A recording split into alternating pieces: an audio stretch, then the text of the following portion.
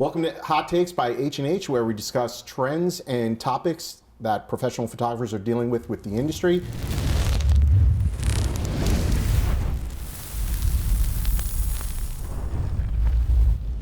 Today's topic, we're going to be discussing the best sales strategies for volume photographers. On the panel today, we have Rick Addy from Oxford, Mississippi. We have Sergio Lomeli from El Paso, Texas. We have Shawn Cantrell, School and Sports Program Lead with H&H Color Lab. And we have Dave Drum, the Chief Visionary Overlord from H&H Color Lab. Yes, bow down to the Overlord on today's episode. We're not worthy. Yes, We're not worthy. Poor David, he will have a new title for every single episode that he appears on. All right, let's get serious. So, you could be the best photographer in the world, but if you cannot sell, none of this matters. We all know this. It's not just about school photography. Any photographer in the world, you have to be able to sell your work. The idea or the days of you just have to take a good picture or make a good photograph, those do not exist. You have to know how to sell your work. And so, no one has time for complicated ordering processes, right? Today, it's about strategy, knowing when and how to upsell, knowing how to price your work for profit, how to get people to buy without feeling like they're being sold to. That's so big right now. So ultimately what we're going to talk about today is what's actually working in sales right now for volume photographers. Rick, welcome to the show. Thank you. Let's start with you. How do you sell, and tell me what genre of photography we're talking about here. How do you sell to maximize revenue per person for the type of photography? We are basically an underclass volume photography company, Okay. and everything we do in the fall is prepay, except for seniors, of course, they will be proof. Spring sales are proof, but our biggest profit has always been prepay. Tried everything in the world, prepay has always That's the one been- that sticks. It's the one that sticks. Is that because that's what customers are used to, like, or is there any, do you have to push this on them? Because I've heard other photographers talk about how prepay is a problem sometimes, right? So is this... It's something that they're probably used to. We've been in business over 50 years, but it's also a time factor. If you give somebody a proof and they can look at it, in my mind, if they can look at it for the next 7 days, they'll keep looking at it and not buy. On prepay, they've got one chance, they buy it. Yeah. Or call the studio later. But I love what you're saying too. I'm going to add to this because photographers today will, we've all heard the term shoot and burn. They will shoot, post their images online, and wait for that sale to come in. And we all know that if you bring someone in and show them their pictures, obviously school pictures are going to be a little bit different. But if I just post them online, the newness wears off, the impact wears off. I've seen it a million times. I never get to it. And so I love that you're hammering that home. Sergio, how do you sell, right, to maximize profits? And tell me what type of genre we're talking about specifically. We do a lot of high school sports photography, youth sports photography, underclassmen, school portraits, things like that. So we've tried everything in the books. We've done the proof, the flyers go home, we've done the online, we'll take the pictures, we wait for it, but our true that's worked out, all the time is prepay. Prepay as well. Like what Rick said, I think it's for the parents, it's the sense of, urgency of like, if I don't buy it now, I'm not going to get my kids' pictures. So that really works out for us. We send out flyers. We put the QR code there. On the day of pictures for our spring, what we're doing right now is we close it off at 7 o'clock in the morning, the online store. So, we get calls at the office and they're just calling us. I'm trying to get online to buy. It's the reason why we close it off at 7 is because we're getting the list ready for the photographers that are going to be there, that know who's going to be buying the pictures. And then it also helps with the schools too. Schools don't want us, especially for the spring. They don't want us there all day. They got testing coming up. They got things that are going on. So we're trying to get the list of the kids that bought online. So right at 7, we close it, and it's a sense of urgency. Parents are so they're calling us. They're sending text messages through our thread. Photographer at this school, make sure you get this student, 2nd grade with Miss So and So, or other photographer at the other school. So for us, prepaid as pretty much worked out for us. All right. So you do add those kids who call last minute? Oh yeah, definitely. Okay. And if we don't, I didn't know if you were like tough shit. Can't do it. If we don't, I mean, we're so out. I mean, shit. Yeah. Parents get pissed. Of course. The schools get on us. But we called, we paid, and we're, sometimes I'm reading my thread and I see my photographers. I'm already out the door. I'm already driving back. Oh my gosh, yeah, already it's more broke down. like, so we do have a cutoff. By do not take any orders, especially whether it's a large school, small school. So we kind of know when to cut off taking orders on the phone and things like that. So we just got to know your schools as far as how long it's going to take you long to be there, or if you're going to be there in and out, things like that. So yeah, that's perfect. Shawn, so what I'm curious about here, are there any other models you think work? Obviously, prepay is big in the industry. Sure. But are there any other models that work, or is that the only tried and true method to go with? Oh, no. I think it really comes back to the type of photography that you're focusing on and the time of year. Like you were talking about, you do underclass school photography in the fall prepay, but in the spring you're doing proof. So you're mixing it up there. So there's not a one size fits all. There's not a one way of selling, whether it's online or offline. I think about league youth sports like YMCA's. One of the most common ways of selling youth sports is in person at the picture day. The parent walks up to the booth and they're either filling out a form or they're jumping on their phone, going online and pre-ordering at that point. But that's in-person sales. If you flip that over to high school boys basketball right now, like moms aren't showing up, and you're lucky if you get the flyers to be passed out at home. That's a real problem that a lot of folks run into. So you've got to change how you sell based off the type of photography you're in. So prepay is absolutely very popular in person for certain situations. A proof with a deadline, I think, is important. Whether it's prepay or proof, really what it comes down to is how can we create that urgency with those short deadlines, create that scarcity opportunity.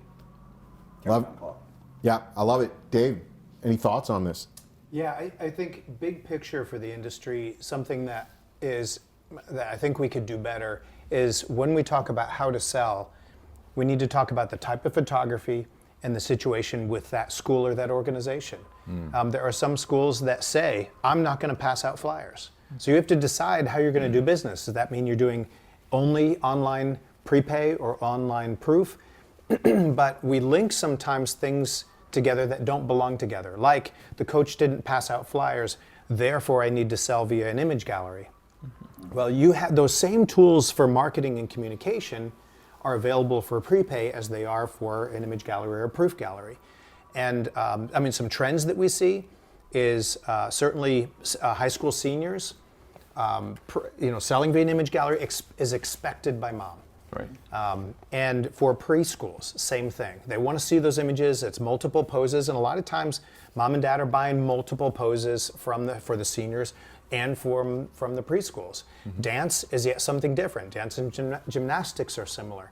And I think as we're talking about these topics, the important thing is saying what kind of photography is it, and what's the situation with the school for marketing and communication. If we can have that conversation, all of a sudden, all of us are going to learn better from all of our experiences. And how do those circumstances also, I'm going to keep going on top of this, is how do those circumstances fit within the goals for my own personal business? Yes, right? absolutely. I mean, it's something that we talk about all the time is like, yeah, you guys focus on schools and sports, right?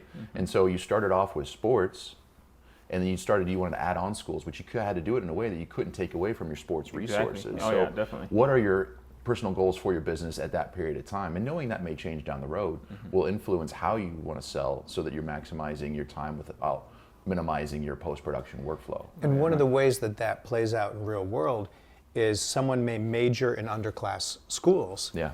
And they want to add sports, but not in a way that they just don't have the labor to deliver to do all the handwork of sports. So they might choose a business model or a sales model that they may sell less, but they don't have to worry about it. They can photograph it, put it online, and if parents buy, they buy, but they're keeping their obligation to photograph sports without adding a lot of labor. So their goal isn't to maximize sales. The goal is to keep an obligation without distracting from their cash cow, which is their elementary schools or their underclass. I do have a question for Rick and Sergio. I am curious, what percentage of sales would you say come from pre-sales versus second sale? What's that number? School math. I mean, I'd say 60% of the sales come in, Presale. prepay, and the rest would probably be like 40% after the fact. Okay. But I mean, for us, we get a majority of our packages, our sales prepaid. I mean, you kind of have to train your customers on how you work as well. I mean, we have to know how everybody is different, whether it's a school, whether it's the parents, whether it's a higher end area, lower end area. Yeah. Sometimes, especially for us, we live right on the border. We have to translate. Whether we're speaking in Spanish, whether there's parents that don't know how to get online with the QR code. They'd rather have an actual form. So it's a combination of knowing who your customers are and knowing hey, coach didn't pass out flyers for this for the basketball team. Shit, man, but we right now they're number 2 in the city. They're doing this. They're going to do good. Let's take everybody's pictures because we know they're going to end up buying. Right. You know what I mean? As opposed to a lower end school that is not doing very well, or this is not their sport. Their sport, they might be known for soccer, or they might be known for different for football, but basketball, history shows us they haven't really bought as much. So, hey guys, call your parents. We'll take your pictures. If the kids come up to us, we'll write their information down and have the parents give us a call. So it's just knowing your customers, as far as how you want to sell your product. Rick, what do those numbers look like for you? For our underclass, it's probably 90% is Prepay. on prepay. Holy smokes. 90%, not 90% people Buy are right, buying, yeah. but 90% of the orders are coming in on that day. That's Gotcha. an important And metric too. I don't want to it's go off huge. topic, but I would say when we look across, because we have an online sales platform, Image Host, and soon to be Imago, we have good metrics to see what are those buying behaviors. And, Right. and what I love about where we're going is we're going to have a better holistic view. But for right now, what we see is for folks, whether it's prepay or proof, it's more common that it's 80 to 90% are that initial prepay proof sale, and then another 10 to 15% are second sale. Obviously, there's exceptions, right? Mm-hmm. But if I look at holistically across the nation, that's your more typical experience, Right. is what I would see. We also, on sorry, school we also pictures. get a lot of the schools let us know when if in the fall it's photo wall. We got to take everybody's picture. So we also get whether our schools are always calling us, hey, we have late orders for this. We have late orders. Can you guys stop by and pick them up? I mean, I won't say no to a school. I can't. Absolutely I can't say no. I've already gone twice. This is my 3rd time. As long as they keep calling us, it's because parents forget. They forget it was picture day or paydays on this day, or we'll have parents that call us and say, hey, I want to order pictures, but I don't have the money now. Can turn it in at the end of the week. That's when I get paid. We'll stop by the school and pick it up. No, you do something really interesting about that with your senior proofs. You're strategic about when you release your senior proofs around pay periods. Yeah. Yes, we do everything, any type of proof, whether that's spring or senior, is released on paydays. Yeah. We're going to release for March or for April next week, and we'll pick them up on the 5th or 6th or whatever that we're going to hit that 1st, 2nd, and 3rd day. I have released around the 15th before if you get too late into the year. Yeah. Seniors, absolutely, you've got to hit them on the 1st of the month. Yeah. So it's not just an urgency, but also your timing when those sale periods are based off of Right. when cash flow availability is. So spring proofs in the underclass, they stay out a week. Our senior proofs, I try to give them less than 3 days. Wow. We try to hit them. So give them a short just deadline. very short deadline. This is for initial sales. for initial sales. Is that because it's a lot higher price that you're selling? It's a more, I Higher found end. when we ran our studio, the less time I left the proofs out, the higher their sales were.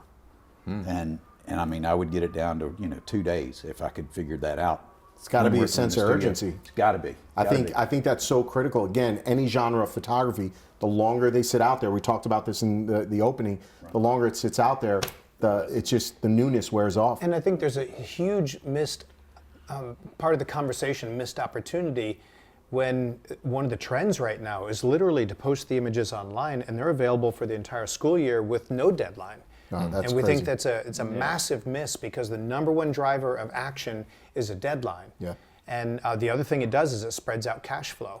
Already people are talking about starting their season and having to go into their line of credit in order to train photographers for the season. And now they're going to a line of credit plus how long of a period of time, because they're spreading out that 45% of their sales are coming in the first month. and 65% of their sales are coming in over the next 9 months.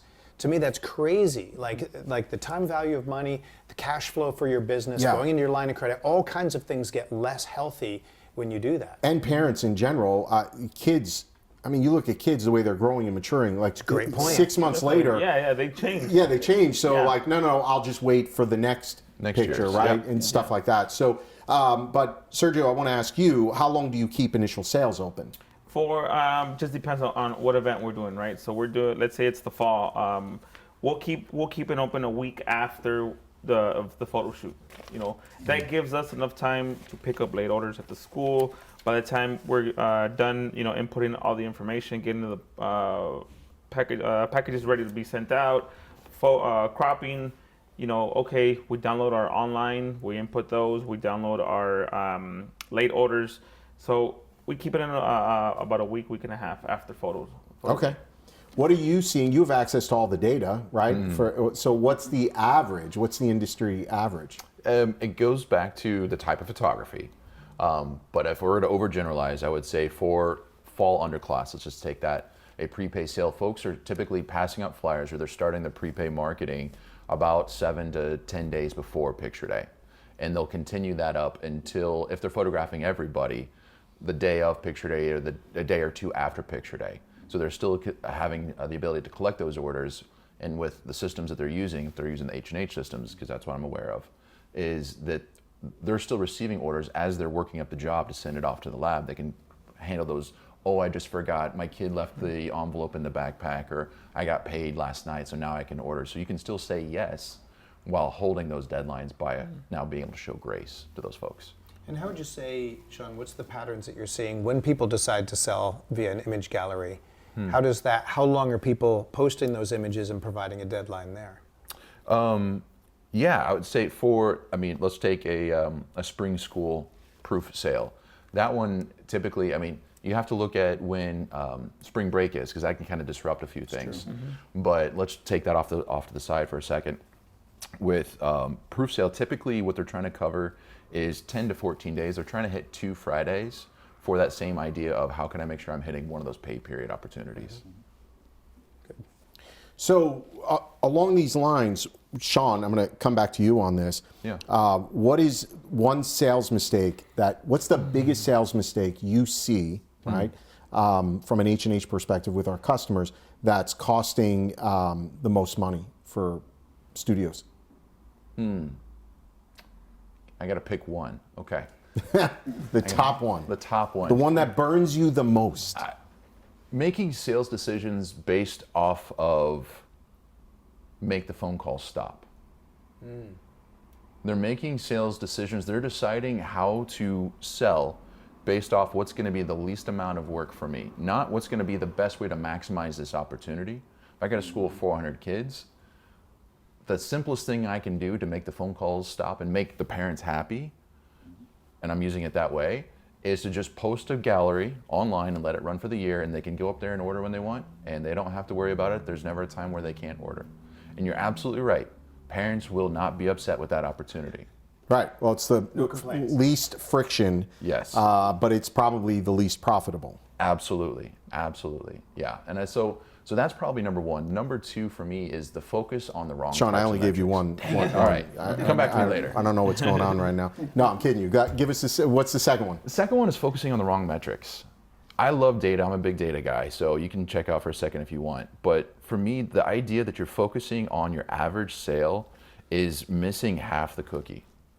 And you're talking about, I've got a $100 average, I've got a $200 average. I mean, you think about, you do with seniors, you've done other types of photography, and you go into those shows and like, oh, I'm a $2,000 average photographer.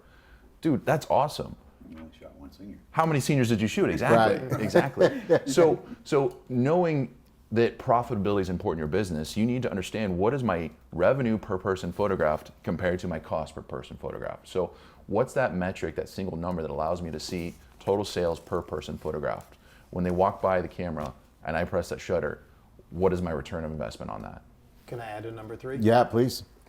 I think the number 3 is, I think we're all seeing right now the opportunity for technology to help reduce post-production. Yeah. Oh, yeah. And we're seeing, I believe that where we are right now is the technology over the next 12 to 18 months is going to completely revolutionize post-production for everyone. But right now, people are making, in my view, sometimes premature decisions to minimize post-production that affects their sales and their profitability because they want so badly to reduce customer service calls, which, if run well with the right customer messaging, should not be overwhelming in the first place. But second, to minimize post-production. Post-production is a cost. It's a labor. It's a labor cost. But with that, profitability is the result that falls out the bottom. And so if it's only to reduce labor and not to say, okay, how is changing how I sell going to affect profitability overall? And at the end of the day, 12 to 18 months from now, no matter how you sell, labor is going to be way less. And so providing consistency for our clients over years, because the number one thing we have going for us is the habit of buying pictures every year and every season. So if you can provide that consistency through this time of change, then I think we're going to be better on the other side by providing consistency through this and let the technology work itself out. No, that's really good. I think that's a subject for another video, right? AI and how it's going to impact the industry for sure. I'm sure we all have opinions on it. Rick, what's one sales mistake that has cost you the most money? Leaving proofs out too long, without a doubt. When we first started the business, everybody left them out 2 weeks, whatever. And then we started playing with the figures and playing with the time frames. And we all, I mean, this was a long time ago, but I love though that your time frame that you're expanding on is from 1 week to 2 weeks. Like it's not a very big window. It's not a 9-month thing. Right. But yet there are people out there, studios, that will leave them out there for 4 months, 6 months, whatever the number multiple is. years. That's insanity to me. Like, what's your sales on a 2-year-old gallery? You made $5. So, but you're in your mind, the window you've been experimenting with is from 1 week to 2 weeks and finding that sweet spot. right. That's huge. Any data off the top of your head? I'm not trying to put pressure on you, but like, what was the conversion rate you saw? Like when you left it out 2 weeks versus 1 week? I do not have exact data. I just look at your bottom line. Money. Is what we should kind of. That's a good data point. That's a good It's a thing good to look data at. point. Yeah. And you can just see your sales rise dramatically enough to go, okay, I need to shorten this time. Yeah. They're visiting their pictures. They're not buying. Right. Ooh, I like that. Visiting their pictures, not your buying. grandmother's visiting. The aunt and uncle visits. Everybody gets to visit. Yep. Why would they want to go buy it? Yep. And they can just go visit it. If you leave it there all year, they visit it all year. Yeah. Going back real quick, sales calls. I don't know why somebody's nervous. I mean, 90% of our calls is somebody buying pictures. Why would you Or not more. celebrate that, right? You should be celebrating every phone call that comes in, because Absolutely. 90% plus of our sales, our calls are coming in are sales. Yeah. I pick up the phone every day. Love to pick up the phone when I'm walking, when I'm coming by the office on a Saturday or Sunday afternoon, definitely. and somebody buys a $450 You just have that- senior you have that- package, you and have you that go, feeling, yes, I mean, that was cool. I wouldn't have it's gotten it if I ringing wasn't for a here. reason. It's Yes. ringing, yeah. Yes. Yeah, you get that I weird wouldn't feeling. have got that. Rick And I Addy just- dropping knowledge bombs right now. I love it. All right, just walking down the street, pulling $25, $400 out of the air. You got it. All right, Sergio, what's a mistake? I think one of the mistakes that has cost us the most is trying to follow what the big guys are doing. I love this. The live touches, the interstates. It's seeing what they were doing, trying to replicate what they were doing to the same school. Where they would spring photo everybody, send packages. Then they go pick up the packages. At first, we were scared when we started getting to the schools. Man, do we have to follow that? We did it for a few schools, and then one, it was tiring. It was having to go back and forth. I didn't get this package. So following what the big guys are doing has really hurt us a lot, because, like I said, everybody's different. Everybody has their different business models, and you just got to find the right one for yourself. Which one's going to work for us? And when we were starting, that's what we thought we had to do. Follow what they're doing, do exactly as they do, but that's how you can differentiate yourself. Yeah. As a wedding portrait photographer myself, when I got here to my market, I made that mistake. And I started looking at what every other professional photographer was doing, what they charged, what they offered in their packages and services, and how many hours of coverage. And I was running my business into the ground. And it wasn't until I just said, I'm going to run my business. And I'm going to charge what my time is worth or where my level is at this point. That's when my business really started to grow. So that's great news. All right, Shawn. Yeah. Last question to you as we go around here. If no, it's to David. Sorry, right. It's to the chief visionary, Grand Overlord. Yes, the overlord. Poor David. If you had to give advice to a studio on doubling their sales next season without spending money on sales staff, what would your advice be? Wow, doubling sales next season without spending money on sales staff.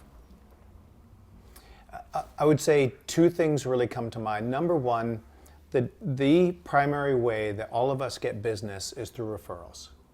So if you've been doing a good job taking care of the business that you have, and to me the most succinct way of saying that is, how do you make the person who chose you, who booked the contract with you, look good?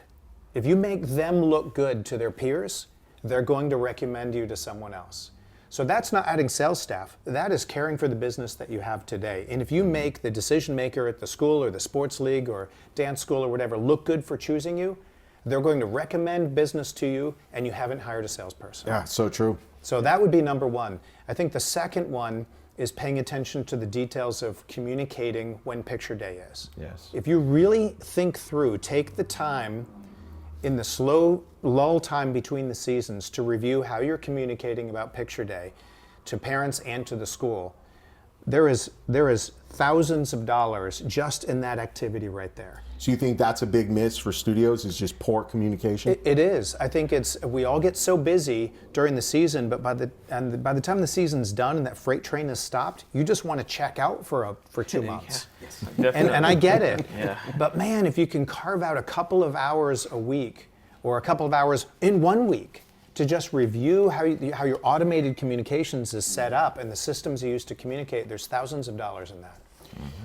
Rick, I feel like I'd be remiss if we didn't really focus on the wide shot here of your boot, and the story behind it, right? So you were down in Australia.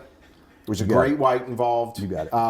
And you saved 3 children and a sea turtle. And a sea turtle. Yes. With a Bowie knife. And only lost a pinky toe. Yeah, and you only lost a pinky toe. Wow. Now, the funny thing is here, Rick, that when I first met you and I asked you for this story, my reaction was, really? Because you went skydiving, and that's actually how the accident happened, which is a very exciting way for this to happen. Australia. Yeah, you don't need Australia. But you see people, they've got like their arm in a cast. I'm like, what happened? They're like, oh, I was reaching for a can of soup. Well, that's not freaking exciting. Right. So we got to add the shark story. But Rick didn't need his own shark story. He's got it. All right, so Rick, if you had to double sales next season without spending more money on sales staff, how would you do it? What would be your plan of attack? That was the one question that I could not figure out until David just nailed it. Oh, I love it. Every year, I start the year handing out the cards. If you forgot to bring your money, tell mom to call us now or go online in the next 24 hours. And we do that for about 2 weeks. Then we get busy. And we don't hand those cards out anymore. Or follow up and make sure our emails are going out or whatever it is that we're not getting on those additional sales. And that should, in my mind, almost double, if you hit it right, double the money. And it's all right, Rick. We got big plans for you. We're going to be looking for that money to come back in. Yep. So your lab bill's doubling next year. Yeah, absolutely. Oh, great. He'd be happy for a double lab bill because that means you got double more money coming in. I never get mad at my accountant because that just means I made more money. That's right. That's right. Sergio, how about yourself? If you had to double sales, what's your plan of attack? It's get the information out sooner. It's something that we all talked about here right now. The season starts and it's 100 miles an hour. And it's hard to stop it. It's hard to stop that freight train. Did we get the flyers out at a certain time? Why not outsource it? I keep hearing the same thing from all you guys who are sitting in here. Why not outsource that to a virtual assistant or somebody like that so that it's guaranteed? That might be a good idea. We're just here solving problems, guys. That's all we're doing. Solving problems. I don't know. Maybe your lab will help ship those flyers out for you. I don't know. Yeah. Well, I didn't even know if the lab does it, but I just know that, again, as a business owner myself, as I've tried to scale, there's certain things I think have to remain in-house with the core team. But then something that I'm hearing you both say on repeat, as well as many others who have been sitting here as we're filming, is that, hey, there is this task. I don't have resources for it. I can't hire somebody full time. It just seems like that would be the natural way to grow it. Also, too, like for we also get a lot of we set our dates, May, June, or even earlier April. We're setting our dates with the schools, with when it comes to it, we get the flyers printed out. We're ready to go. We deliver it to them. They'll call us a week later, like, oh, can we change the date for this? Oh my gosh. And it's like, oh man. I mean, yeah, okay. Do you mind staying with those flyers? Oh, well, can you print me new ones, or can you do this? So we're busy over here trying to figure out, with our other schools and stuff, and we just got to stop and we got to get flyers for that school. And oh man, they're calling. We got to hurry up. So again, things change. It's never set. Hey, this is going to be the picture days. In a perfect world, we would love that. Yeah. Hey, this is your picture day. We can print all your flyers. Here you go. We'll see you just on picture day. Yeah. It sounds like really what you're pointing to there is during the season scheduling logistics changes. Oh yeah, definitely. If Yes. there's something can be done, whether it's a virtual assistant or tools or things like that, there's a pretty big opportunity. And that scheduling logistics and what really happens during a season for changing picture day dates. And how that affects your marketing. That's right. So Shawn, we're going to end with you here. If you, what advice would you have for any of the photographers or studios that wanted to double sales without spending more money on sales staff? Well, they stole my first and second answers, so Yeah. I got to shoot from the hip here. Yeah, the dog ate it. Yeah, it's the dog ate it. What I would say is, if you've got the right metrics and you've got good, healthy business, when you take that hour or two at the end of the season, compare those different ways of how you've sold.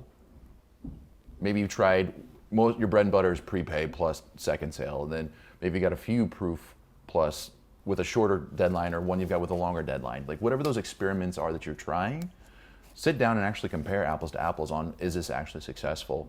And then decide, do you need to make shifts based off of circumstances there? So take a minute and analyze your data. And if you can't do that, find somebody that can. Talk to somebody that can help you with that, even if you need to outsource it. John, maybe you could talk also, I know one of the things that you teach is the package sales analysis across projects, because that's another tool Yeah. in your So box. another tool that we have in our HH Schools platform is we all have this is our sales flyer that we're running with for most of the fall, right? So let's say I'm using that sales flyer at 50 schools, and I want to see how how those metrics work across every single school, and knowing, okay, how does my A package, B package, C package, D package compare, and where are those buying trends going to? And one of the things that I'm not sure who taught me this, but I'm grateful for it, is then taking that data, and whether it's on your phone if that's your primary sales method, or on your sales flyers, putting down those numbers, and you can start seeing visually, because we're visual creatures, right? Yeah. You can start seeing visual trends on why people are starting to choose one package over another. It may be because of content, but it also may be because of what you're using to market that particular opportunity. Interesting. Could be price. Could Absolutely. maybe Tweaking price. the price a little bit. They've this got a way. $40. They got Yeah. 220s instead Yeah, of yeah, 32. exactly. Yeah. I mean, Yep. Yeah, that's what we used to do. Be like $23, $27, and we always found it that we found out that they were going for, if it was a $27 package, they'd go to what was even for them to put the money, whether it's 25 or 30. So our 27 went to 30, or Yeah. 23 went to 25, Right. because it's a lot easier.